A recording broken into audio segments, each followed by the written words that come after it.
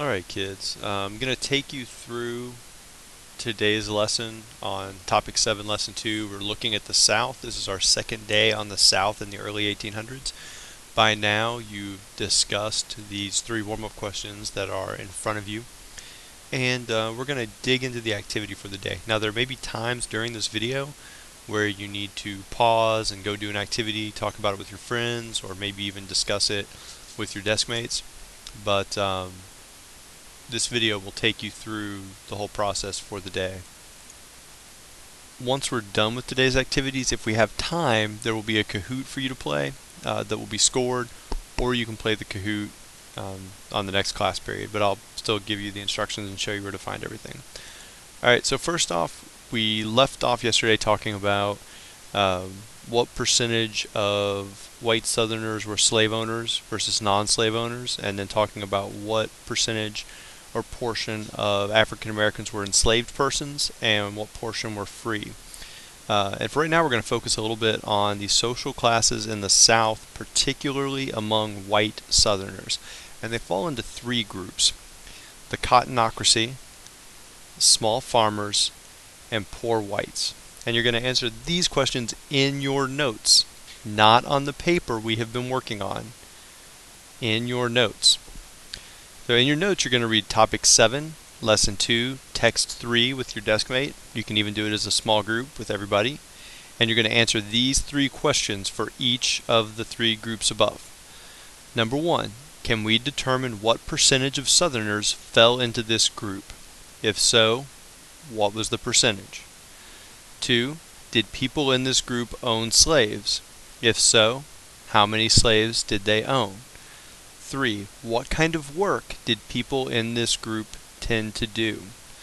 Now when you're trying to figure out what percentage of Southerners fell into each group or did they own slaves, you're not going to just be able to scan the text and look for numbers to copy down. You may get a percentage for one, you may get a fraction for another, and then have to subtract those from the whole to figure out what the third group is. It's a little tricky. It's not impossible, but with your group you can do this. So to find the answers for this, you're going to want to go to your online textbook, which I have mine already open. I've already gone through programs. I've chosen American history, beginnings through Reconstruction, and now I'm looking at the table of contents. I'm going to click on topic 7.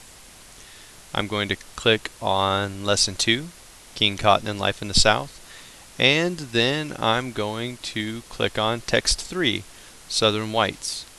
And you will begin reading here at Southern Whites and the Cottonocracy. Make sure you spend some time looking at the pictures and the captions and taking in the information on the text. It's not super long. It's about 3 solid paragraphs. And then answer those questions. So go ahead now and take a moment, pause the video, work on that activity with your neighbors, and once you're done with it, come back and push play and we'll continue. Alright, so here is where I have my answers concealed. That's where all these blue squares are. Thursday after school I'll remove those blue squares and you can check your answers against mine Friday. But you've got a new little chunk of notes, Social Classes in the South / Southern Society. We've mentioned this before, I'm going to mention it again. The South is very rural. Remember, rural is the opposite of what? I'm going to assume you answered correctly. Over 90% of Southerners live in small farms and small towns. The major cities that there are, like Charleston, South Carolina, or New Orleans, Louisiana, are focused on shipping. In the South, church life is very important. It serves a spiritual function, but also it's social. Since most people are farmers and most people are pretty spread out, they don't get together socially very often. So church provides a weekly opportunity for Southerners to get together and socialize and visit with one another, kind of taking a day off. So church life is going to be very important. If you need to pause the video right now so you can finish taking these notes, do so.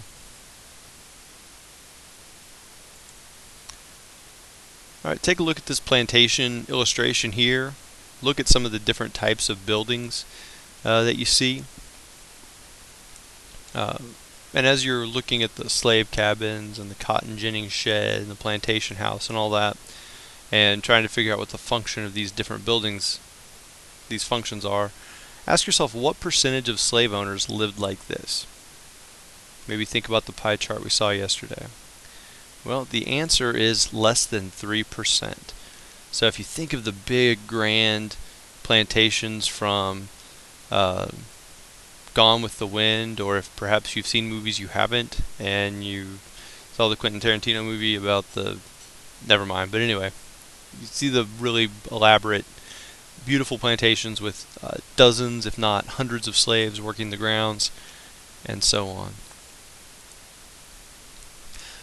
Now, let's talk about free African Americans for just a second. This is by far the smallest group. Most African Americans are enslaved, about 4 million. I've got a little bar graph here to illustrate it. And they live on southern farms and plantations. The few that were free tend to live in cities in the upper south states. They tended not to live in the deep south. And they still got kidnapped, were discriminated against, and had violent acts committed against them. So why would they stay in the South if it's so dangerous? Think about it for a second.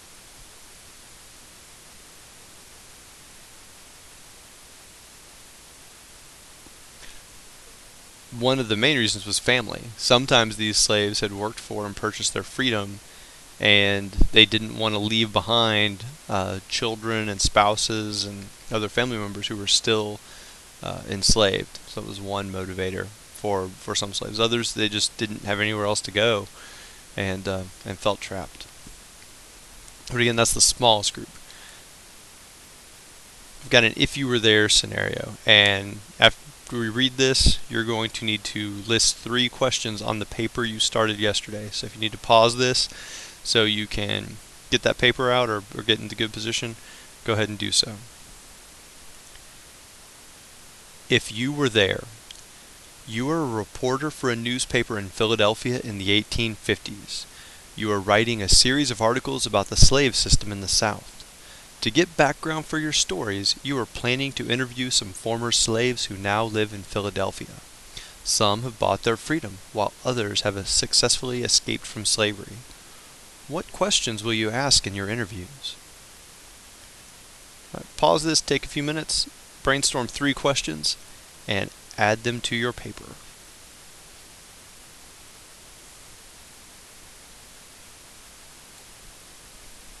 Alright, next up, let's talk about slave daily life and slave management. So, first off, there are 4 million slaves with 4 million different stories alive at one time. I can't begin to sum up the breadth of their experience in 2 8th grade appropriate slides. So keep in mind, I'm painting with a very broad brush. These are very general pieces of information.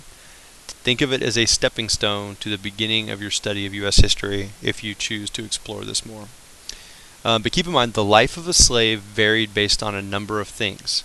The size of the farm or plantation changed the life or experience of a slave. Any training or skills a slave has will change the way they work. Some slaves worked in the house, some worked in the field, some were trained as bricklayers or metal workers or woodworkers and had particular skills that they would put to use. But here's the thing they usually had in common. Almost always no pay. Occasionally there were circumstances where a master would let a slave rent out his own services from time to time and make a little bit of money, but it wasn't common. There was little to no freedom of time management, no freedom of travel. You could not go somewhere unless you had permission.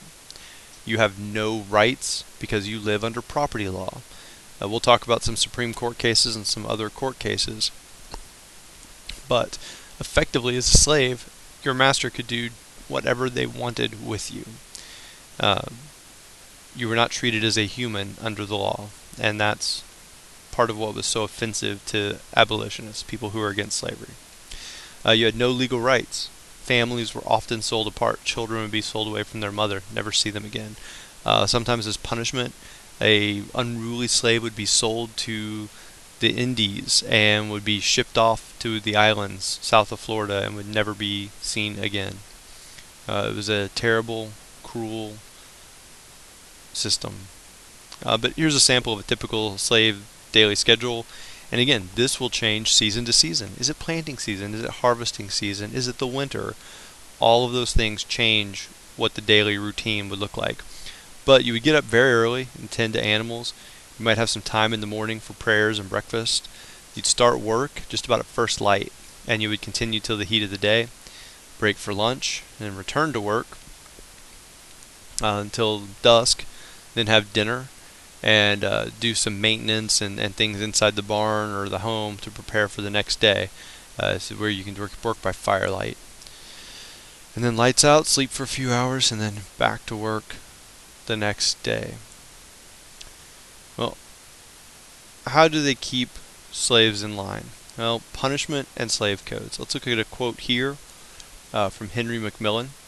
And on your paper, you're going to answer this question, number 11. Do you think Harry McMillan lived on a large plantation or a small farm? Why? Some planters offered more food or better living conditions to encourage slaves' obedience. However, most slaveholders used punishment instead. Some would punish one slave in front of others as a warning to them all. Harry McMillan recalled some of the punishments he had witnessed. The punishments were whipping, putting you in the stocks, wooden frames to lock people in, and making you wear irons and a chain at work. Then they had a collar to put around your neck with 2 horns, like cow's horns, so that you could not lie down. Sometimes they dug a hole like a well with a door on top. This they called the dungeon, keeping you in it 2 or 3 weeks or a month, or sometimes till you died in there. Harry McMillan quoted in Major Problems in the History of the American South, Volume 1. To further control slaves' actions, many states passed strict laws called slave codes. Some laws prohibited slaves from traveling far from their homes. Literacy laws in most southern states prohibited the education of slaves. Alabama, Virginia, and Georgia had laws that allowed the fining and whipping of anyone caught teaching enslaved people to read and write. So do you think Harry McMillan lived on a large plantation or a small farm? Why? Pause the video while you think about it and answer.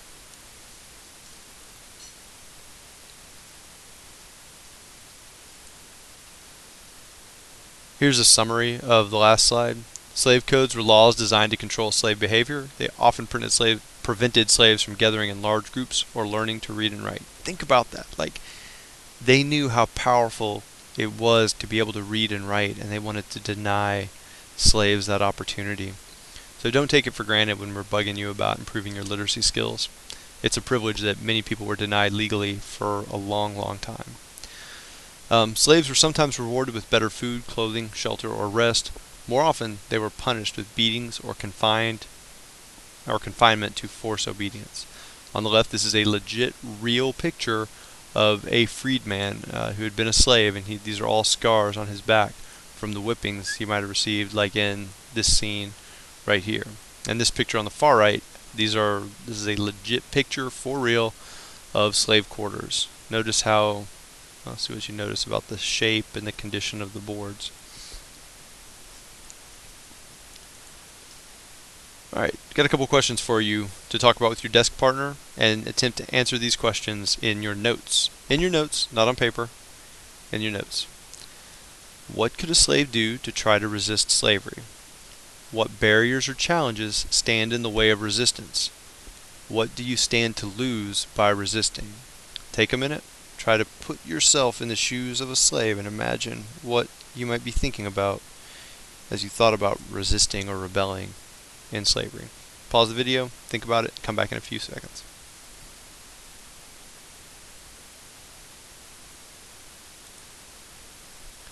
Alright, a couple more comments on slave resistance.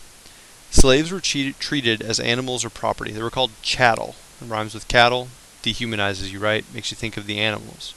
They refused to give up family relationships, religion, and culture. That's the most fundamental resistance that slaves engaged in. Even though they were treated like animals, they refused to become animals. Some other things they did. Some ran away. They would run away for a little while or a long while, forever. They would slow down the work, like purposefully leaving plants to rot on fields. They would sabotage equipment. Oh no, this broke again. And occasionally they would violently rebel. Nat Turner's rebellion in 1831 was the largest and most violent slave rebellion. In fact, it really scared the South. After that, the South started organizing their militia into anti-slave rebellion patrols, and those militias became the foundation of the Confederate Army in the Civil War that's coming up. Nat Turner's rebellion kicked off in August of 1831, and basically, you know what? I've got a YouTube video. I'm going to let you watch it. It does a good job of summarizing what happened. But Nat Turner's rebellion is the biggest, and for the White South, the scariest rebellion. If you get done with this and you get done with the Nat Turner video, what I want you to do is, if you still have time, and you'll need like 8 or 9 minutes, head over to Kahoot. Actually, head over to the Google Classroom, and I've posted this Kahoot at 7.2 review. One person at your desk needs to click on this and host it.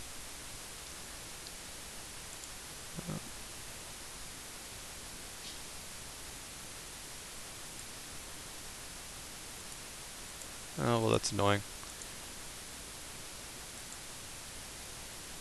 So we click Classic, and